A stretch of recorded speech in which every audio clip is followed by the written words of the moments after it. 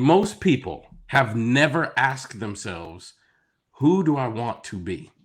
We spend a lot of time thinking about who I don't want to be. And we spend a lot of time thinking about what I do want in terms of career, money, et cetera, et cetera. But we don't spend enough time thinking about, like, who is it I want to be? And for me, a model in my life has always been Nelson Mandela. And then I read his book. And I was like, that brother wasn't long. He did exactly what they accused him of doing.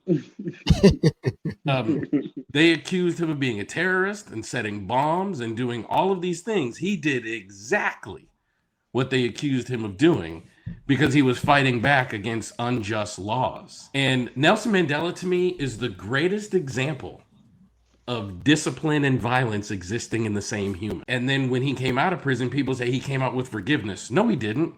He came out with strategy. He had a very different way of fighting social justice after 27 years of being in prison. So most people don't spend enough time getting to know themselves. Most people don't spend enough time getting to know what they actually want. Most people don't spend enough time trying to figure out who they want to be as an actual person, because then when you know who you want to be as a person, then you can show up as that person. And for me, the journey towards that is literally sitting with yourself and saying, like, who is it I want to be? Not what kind of car I want to drive, what kind of clothes I want to wear, or how much money I want in the bank account, but like, who do I want to be when I show up in this world? Big facts. Bars. Well, it's true.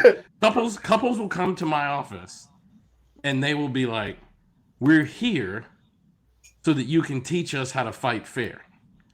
And I was like, I remember saying to a couple early in my career, I said, that's the dumbest thing I've ever heard.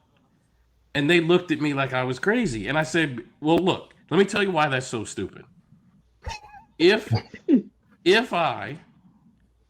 I successfully teach you how to fight fair, the only way you could possibly know that it worked is to get into another fight, which is ridiculous. What if we had a conversation to where you never had another fight again? What if we created a circumstance within your relationship where you never had another fight ever again?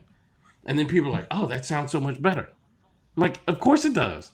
But we're so like, I want to understand the problem and try to avoid it, that we don't even realize that just that alone makes the problem continue to exist, which to me makes absolutely no sense.